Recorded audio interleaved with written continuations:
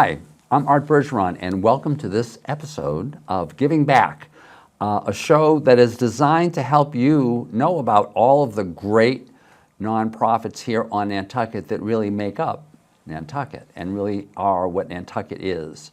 My name is Art Bergeron. My day job is as an elder law attorney. Many of you know me in that capacity from a show that I had here a while ago, but I am now semi-retired because I wanted to do this. I wanted to encourage everyone to be supporting local nonprofits, and I wanted to encourage the seniors who are my clients to consider legacy gifts to them. Somehow I got Sunny Daly to agree to do this show, mainly, or no, I shouldn't say mainly, because among other things, she's like around the corner from the studio, so that's good. That helps. And I thought she'd have a lot of fun doing this because what she does at the Community Foundation for Nantucket is to be doing this, to be helping all of these nonprofits continue to make Nantucket the special place it is. So Sunny also invites our great guests. Sunny, whom do we have today? So I'm very happy to welcome Posie Constable. She is the director at Sustainable Nantucket. Not the director, she is the Managing director. Managing Director. I manage. All right. That's she Apologies. That's right. Sustainable Nantucket has been an organization on this island that's done some pretty incredible things through its lifetime. So I'm really looking forward to having the conversation with you about where you started, where you're going, and what's in the hopper right now. Excellent. So thanks for joining us. Thank you so much. Yeah. So if you would like to introduce yourself and your organization and give us a little history. Wonderful. I am a native Hawaiian, and so island living is in my veins. My husband's family has been coming to Nantucket since the late 1800s, and I've been coming here every summer since I moved to the East Coast. Really had no idea about Sustainable Nantucket when I first started coming here. And I was looking for a way to transition out of a Wall Street career in New York City to move up to Nantucket full time. And when That's an island too. I've never not lived on an island, Right, that's including right. That's right. Honshu in Japan. Yeah. But Nantucket, Dense though, very densely, not like Nantucket. not like Nantucket. No. At any rate, I heard about an opening at Sustainable Nantucket right in March of 2020 and raised my hand, almost tore my rotator cuff, to see if I could get the job, and came here to talk with the new school about farm education for their campus. And it turns out that's the day the town shut for COVID. Oh my gosh. So I never left. And what a joy it's been working for Sustainable Nantucket since March 13 of 2020. Of 2020, that's Yep. so good. Wow. The island was like, we're keeping you. Right. Sorry about the That's right. pandemic. That's right. The drawbridges were pulled up. But lucky for me, I found that working for a not-for-profit during COVID was certainly challenging, but absolutely a joy because of the generosity of what I experienced, of people saying, this place is special to us, we're in trouble as an island, our resources are very limited, how can we help? Mm-hmm. So from that point, I spoke first to the 4 farmers who are at the Sustainable Nantucket Farm, which is on a 8-acre plot that was licensed to us by the Nantucket Land Bank. We're so grateful for that. And the first thing the farmers said was, well, we've put our seeds in the greenhouse, and most of our crops are sold to specialty stores and restaurants. We have no idea if the restaurants are going to open. I said, well, what can I do to help? To start, I just got here, but what can we do? Yeah. And they asked if we could build a farm stand. And I thought, well, that's a brilliant idea. So I looked around, dug under all the little covers in the office, and found that we had some residual money that hadn't been spent given to us by Community Preservation Committee, and we used that as the means of building this farm stand, which has actually turned out to be one of the most amazing publicity builders for our organization that one could ever want, because who doesn't want to go to a farm stand? To a farm stand. And it's always stocked, and everything's delicious. What an interesting opportunity at a really weird time in life. And by the way, about how many farmers are there?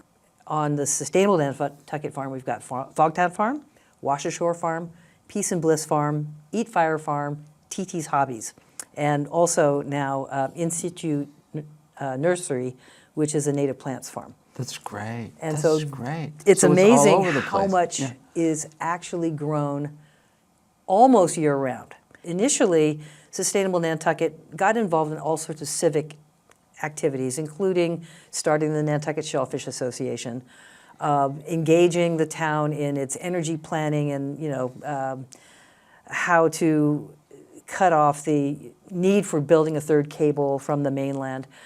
They were concerned with traffic. They were concerned with not having big box stores on Nantucket, all sorts of things. It was very mixed messaging. But I can tell you that when I arrived here and I saw the shelves at the Stop and Shop, and seniors were allowed to go in from 6 to 7 in the morning. It was the scariest place in North America. It was a Stop and Shop. And all I could think of was we should really refine our mission and focus on food. And that's what we've done. All 4 of Yeah. our programs are directed at how do we help farmers grow more food? How do we get more people to want to farm? How do we educate people about the benefit of eating locally grown food and the nutritional value of locally grown food? And it spills out into all of our programs, including our Farm to School program, which is a little campus garden on the grounds of Nantucket Public School. We teach kids from kindergarten right on up to high school. We've just hired a sustainable agriculture teacher who is engaging our high schoolers about maybe just starting a career in farming if going off and getting into college is not possible, or even if it is. Or even if it is. That's Even right. if it is. That's right. Our farmers all have summer jobs that they're asking us to post for them. So we want to be able to, help kids understand farming, the farming legacy on Nantucket, their connection with the soil, how the food that's grown on these farms has been purchased by us with grant funding Yeah. and donated to the school lunch program, thousands of pounds last year, which Linda Peterson has been doing amazing things with. And so the Farm to School program is really, really critical for helping people engage with their bodies and healthy eating. It sort of translates also into our farmers and artisans market. We run the only market on the island. It's held seasonally from Memorial Day through Indigenous Peoples Day downtown. And it's full of 60-odd vendors. They're all entrepreneurs. They all make all their products here on the island. So we're fostering entrepreneurial spirit for everybody. And they're making, so many people make a living based on the market. Not to mention you can get this gorgeous cornucopia of vegetables. And I suppose that's the notion of having that kind of critical mass of people means you can really be kind of teaching them all something about the business of farming. Because people go into farming because you want to be close to the land. There are a lot of reasons, right? But to be able to help them kind of figure that out, how they can be a standalone entrepreneur in any number of different ways, right? Absolutely. It's wonderful. Back in 2015, our sage and generous board members started the Mentor Farm, the Walter F. Ballinger Mentor Farm program, and it's been going on since then. And many, if not all, the people who have come through the farm at our farm have been mentor farmers or been menteed. And so we continue to have space available to offer to people who want to come out and work with our existing farmers and have a plot of their own, and learn how to, what to grow, what are companion plants, how to do the irrigation, how to seed in the greenhouse, and how to market it, either in the farm stand or at the market or to sell to local restaurants. And so that's one of our other programs is the Nantucket Grown brand, which is the marriage between all of the local excellent restaurants we have on the island who support local farmers by purchasing as much as they can locally. And so we have this tie between all the various places where a farmer can learn their trade and make a living at it. And they're all making a living at it, which is pretty awesome. And how large is your organization? How many folks do you have on staff? Well, full fact, we were 4, but we've just hired 2 new excellent people to help us with communication, and we're beefing up our farm to school programming. We run summer camps all summer long for kids in the garden. We help to build the garden at the Boys and Girls Club, and getting kids into the farm to school garden and learning how to grow things, and then taking what they've learned home to teach their parents about healthy eating, because that message is not an easy sell. Right. So at any rate, it's pretty great. We like to think that we touch many, many people in the community through the efforts that we make that are, kind of like not well known. So thank you for helping us become better known. Yeah, you do a lot with a very few staff, very quietly, but something that's so critical, quite frankly, to a healthy Nantucket. So, Well, I think the education component is really key for us, because we do get these kids at a very young age. The joy we see on the faces of children as they get their hands dirty and they pull a worm out of the dirt, or they've cut a cucumber and get to taste its savoriness and put the cucumbers over their eyes and look at the sun. I mean, it's goofy, but it's joy, and joy is infectious. And having kids be able to take this information home in little seed pots of things that they've grown home. We have found ways through an amazing grant we got from Community Foundation for Nantucket to create a homesteading program to help people grow food at home. Including, we started with 60 of these grow boxes, which are pre-planted plants that were grown by the students, and we deliver them to people's homes. We were focusing on those in the 60% and under average median income. And we're starting our 4th year with the Grow Box program. We've been reaching out to the community to see who still has their boxes and what would they like us to come and put in, what plants we can put in there. pretty great. That's great. Yep. That's so great. Year 4, that's pretty cool. And then we also started a mentor chicken program, which gives people laying hens and free-range coops, so mobile coops, they can move them around You their provide yard. the hens? Yeah, I grew all the hens last year. Well, that's terrific. I got to start again this year. It's a little messy, but we're Now, gonna what do do the neighbors think about that? All that? We're a right-to-farm community. Right. That was part of That's what good. what That's is good. important about Nantucket is Right. roosters, not so much, but hens, they're a joy. They're a joy. And they eat all the ticks out of your yard, so you should have them. That's terrific. That's Yep, so terrific. growing food at home, growing education about healthy eating, these are all things and skills that we hope to continue to impart.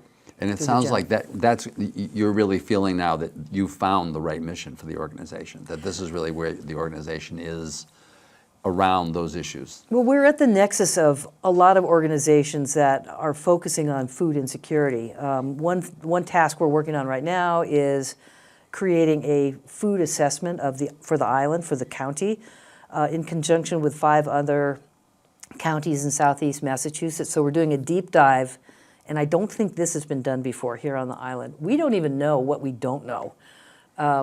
For example, in November, when the Stop and Shop's inventory system was broken, the shelves were bare, there was no produce, there wasn't much in the way of meat, and we don't know what day's supply of food we have on hand. We don't have a place to store it if we had to have it helicoptered in.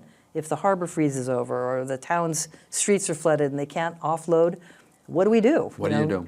There are not enough farms to supply the food for the island, so we're trying to get to the bottom of all that, and we are working on this county-wide food assessment so that we'll all have a better understanding of what we need to do, what next steps we should take. One of the many things you need to be doing. Yeah. So I know I'm watching time, and I just wanted to find out for folks who've got want to inquire what is going on at the organization. Is there a great email address? What should they be doing? How should they be finding you? Right. We have www.sustainablenantucket.org.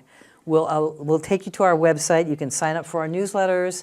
You can call our office at 508-228-3399, and Leanne or any of my excellent colleagues will help people to donate, to get involved, to volunteer, Right. however they'd like to be engaged. And I bet they'd love to hear from you. They'd love to hear about any of those possibilities, volunteering, donating, any of those things. And as Sunny pointed out, those folks are actually one of the supporters of Sustainable That's right. Nantucket. Once again, that's the point of these shows. So thank you very much for watching. I hope you'll watch a number of the installments of the shows that we've done so that you can learn about Sunny's programs, Sustainable Nantucket, and the many other great local nonprofits. Thank you very much.